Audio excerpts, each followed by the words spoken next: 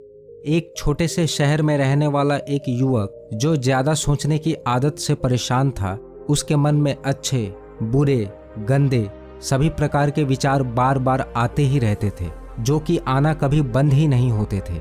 सुबह हो या शाम उसका मन कभी स्थिर नहीं रह पाता था। उसका किसी भी काम में मन नहीं लगता। काम के प्रति उसके अंदर अरुचि बढ़ती ही जा रही थी।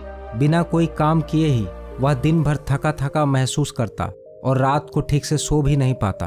उसके मन में आने वाले ज्यादातर विचार नकारात्मक ही होते, जैसे यदि मुझे नौकरी से निकाल दिया तो मैं क्या करूंगा, मेरे परिवार का क्या होगा, मुझे दूसरी जॉब मिलेगी या नहीं, काश मैंने ऐसा न किया होता, मेरा जीवन कितना उबाऊ है, मैं अच्छा नहीं हूँ, मुझ में कितनी कमियां हैं, मैं किसी काम का नहीं हूँ, मेरी जिंदगी जीने लायक नहीं है, वगैरह वगैरह। ऐसे नकारात्मक विचारों के कारण वह कभी भी शांत और प्रसन्न नहीं रह पाता था। हमेशा किसी न किसी बात को लेकर परेशान रहता था। ऐसा नहीं था कि वह कुछ करना नहीं चाहता था या फिर ज्यादा सोचने की अपनी इस आदत को छोड़ना नहीं चाहता था। इस समस्या से मुक्ति पाने के लिए उस युवक ने कई प्रयास भी किए, लेकिन वे सब मेघ के पानी में बनने वाले बुलबुले के समान साबित हुए। उसका मन थोड़े दिन तो स्थिर रहता, लेकिन फिर से ज्यादा सोचने की आदत उस पर हावी हो जाती। धीरे धीरे युवक पहले से और अधिक निराश रहने लगा। उसने अपनी इस समस्या के बारे में एक दिन अपने एक मित्र को बताया।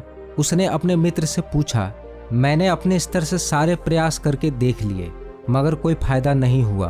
अब तुम ही बताओ, इस ज्यादा सोचने की आदत को कैसे कम करूं?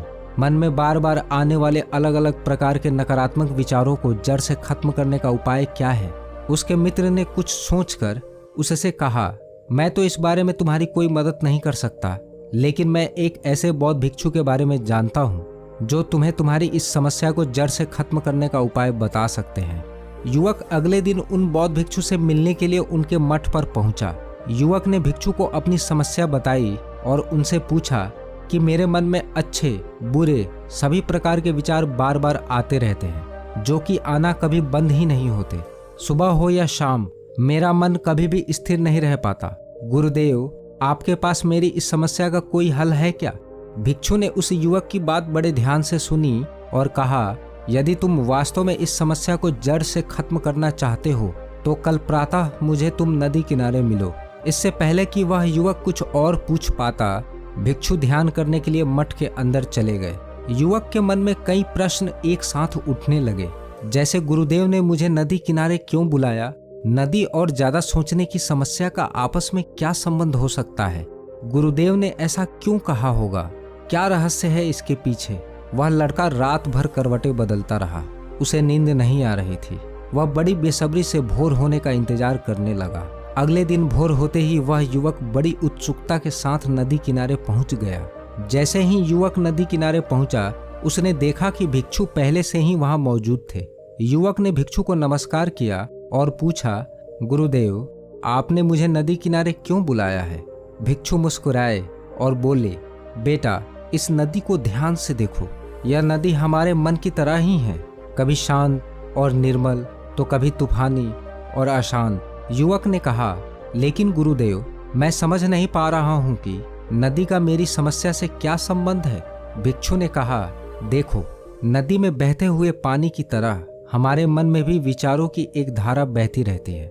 हमारे मन में भी कभी अच्छे विचार, कभी बुरे विचार, कभी गहरे विचार, कभी सतही विचार आते ही रहते हैं। अर्थात जब तुम सोचते हो तो तुम अपने विचारों में बह जाते हो। तुम अपने विचारों के साथ तादात्म्य कर लेते हो, यानी तुम उनके साथ एक हो जाते हो।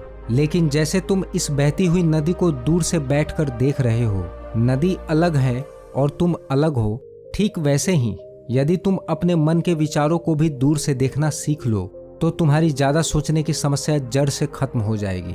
क्योंकि जैसे ही विचारों के साथ तुम्हारा तादात्म्य खत्म होगा, तुम्हारे विचार शांत होने लगेंगे। असली समस्या विचारों के साथ हमारा लगाव है। युवक ने पूछा, लेकिन इसके लिए मुझे क्या करना होगा गुरुदेव? यह कैसे मुमकिन होगा?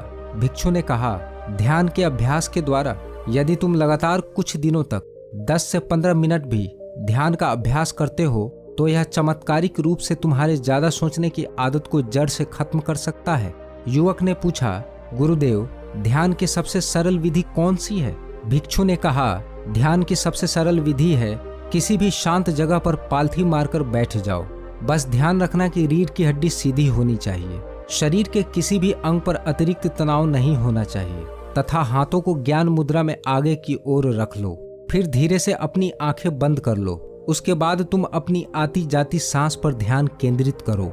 जब सांस आए तो देखो कैसे वायु नासिका को छूती हुई अंदर जाती है, कैसे पेट ऊपर की ओर फूल रहा है।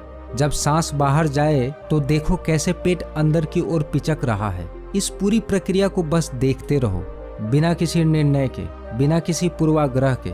बस देखते रहो।